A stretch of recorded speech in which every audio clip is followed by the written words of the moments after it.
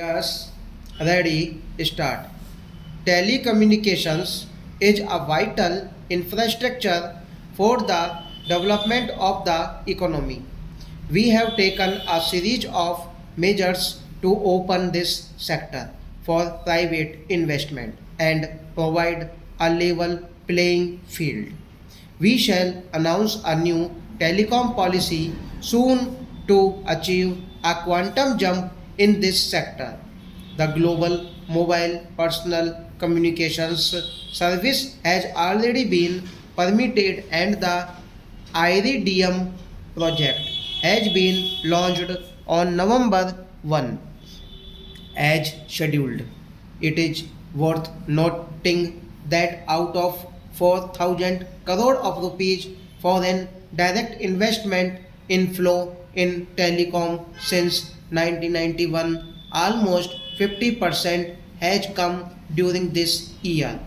This is an indication of the immense investment opportunities and the improving investment climate in this sector. Government has often been criticized and rightly so for being long on policy pronouncements and short on implementation.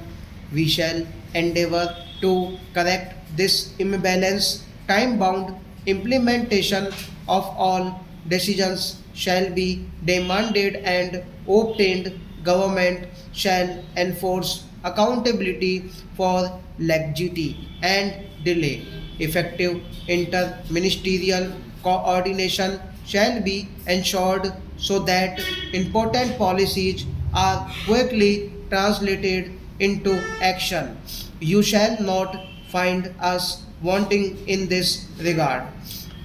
The sustainability of economic reforms is crucially dependent on equitable distribution of the benefits of growth.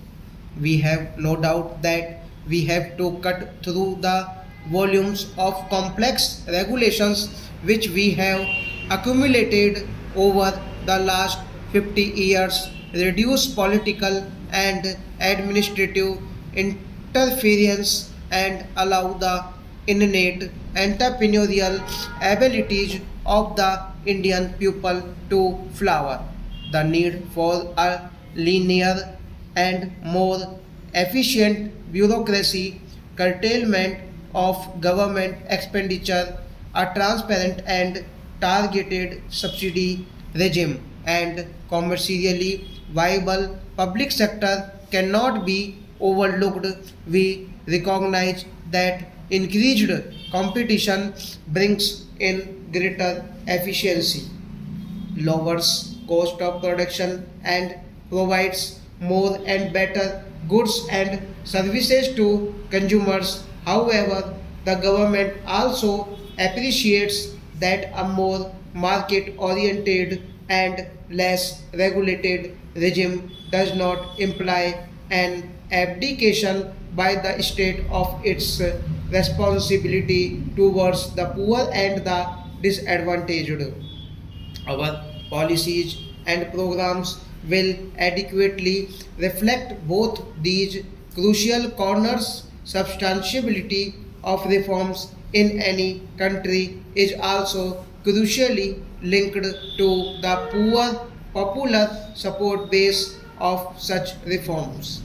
The support base would be fast eroded if reforms fail to deliver broad based employment, generating growth, and make a perceptible dent on poverty. In this context, I am happy to say that reforms in India have indeed been successful not only in preserving this popular support base out but in strengthening it further in the largest democracy in the world. Reforms have not only stayed on course but also actually accelerated even with changes in popularly elected governments. This is only an adequate testimony to the popular base of reform stock.